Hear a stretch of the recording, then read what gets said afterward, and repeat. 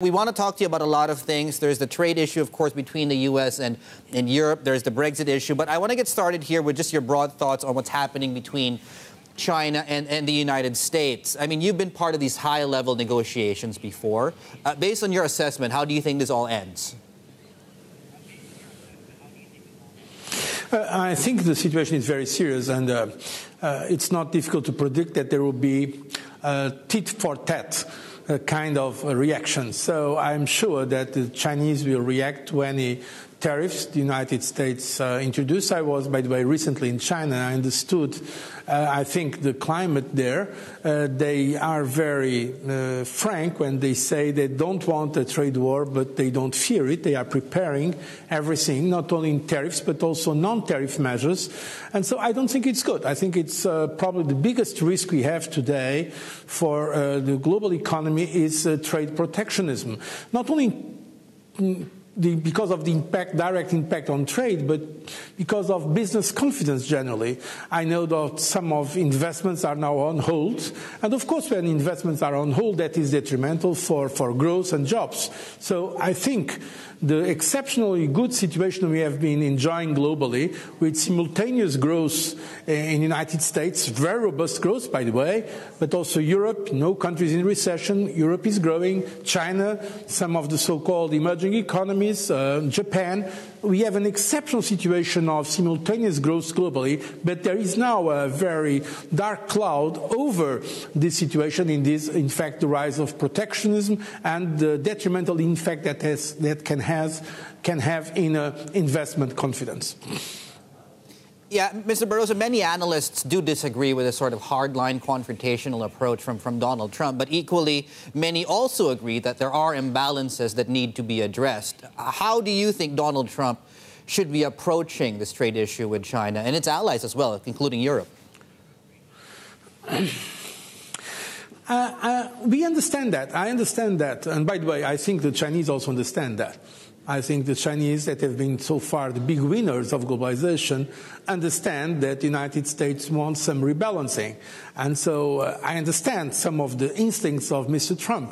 But in that case, we should ask why take measures against Canada, for instance, and against NAFTA. That becomes more, that is not very coherent with the approach of rebalancing trade with China and, for instance, addressing issues of intellectual property rights that are in fact a concern not only in the United States. So I think the rhetoric should not be for protectionism, but asking China to open more. That is the right thing to do. In fact, we need to come closer to a level playing field. And so it's, I think, fair that we ask now the Chinese, that have been benefiting so much from this global order, since they are members of WTO, that they should also be more open for international investments, including from the United States, from Europe, other parts of the world. But at the same time, trying to delegitimize the global institutions of trade, multilateral order of trade, WTO, its system, its rules, I don't think it's helpful. And it's creating, in fact, a lot of doubts and uncertainty. So, rebalancing the global trade relation, we can understand, but it should be done not with a negative protectionist or tariff-imposing measures, but on the contrary, to ask others to open further. And I think that's the right way to approach the situation. Mr. Barroso, you talked about how some investments are currently on hold, and we heard from the IMF saying that, you know what, maybe all the cylinders are not firing at the same time. We're seeing signs of a slowdown, including in China. Should the European Union and the world perhaps relook at the growth potential and growth estimates now? I will not say that. I mean, frankly, I have not sufficient information about that. I think the global economy is basically in good shape. Except this threat of protectionism, I think the conditions are there for continued growth. By the way, the United States, and that we have to give the credit where it's due, the tax reform, even it's controversial, I know, from a political point of view, but in fact the tax reform of the current administration has been supporting this growth. And I think we should not now create risks that can undermine the achievements of the American and the global economy. So I think it's too soon to say if we should revise or not the global growth estimates. I don't have sufficient information. What I can tell you from my contacts with many people around the world, not only in China, but in Europe, of course, but in the United States, is that this concern is growing. And it can, in fact, change the positive outlook that we have been keeping. So there's great uncertainty when it comes to U.S.-China trade. How confident are you about the agreement that was signed between Trump and Mr. Juncker not too long ago? Because, of course, President Trump has been known to keep pivoting. Yes, I mean, we are not completely sure, to be frank, but anyhow, it was positive. It was positive that at least that tension was going down, because there were some threats about further measures against European interests, like the ones taken with aluminium and steel. There were some concerns, but I think now some space was opened, some room for negotiation, and I hope now the Europeans and the Americans engage. By the way, I think the solution is not to step up the rhetoric. The solution is to continue to engage with President Trump himself, with the administration, with the Congress. The majority party, the Republican Party, has always been in favor of trade. We hope they will keep that position. The stakeholders, the business community, by the way, in the United States, because the European Union, United States relationship continues to be in economic terms, trade and investment, the strongest relationship in the world. If that is put in question, it will certainly be bad for both sides, but also for the global economy. So let's engage, let's discuss issues, but let's avoid measures that can only create countermeasures, and let's try to avoid the spiral of naked and ugly protectionism. Yeah, Mr. Barroso, I was just about to say, I mean, not following through on a threat is not exactly a concession. Otherwise, I can tell my neighbor I'm going to send a nuclear bomb to his house and not do it, and he's going to end up thinking like he won. Where do we go from here? And can I be confident that these tariffs won't be put in place while they do address these fairly structural issues between the U.S. and Europe? The honest answer is no, we cannot be sure. And that's precisely why I'm still concerned.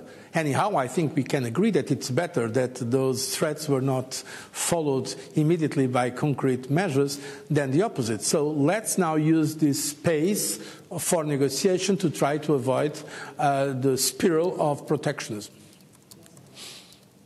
Mr. Barroso, I want to talk about Brexit now. It's looking more likely that the UK is headed for a no-deal Brexit. Of course, that could change. We heard from Liam Fox over the weekend, and he was blaming the lack of flexibility on the part of the European Commission. Do you think that was a fair assessment from Mr. Fox?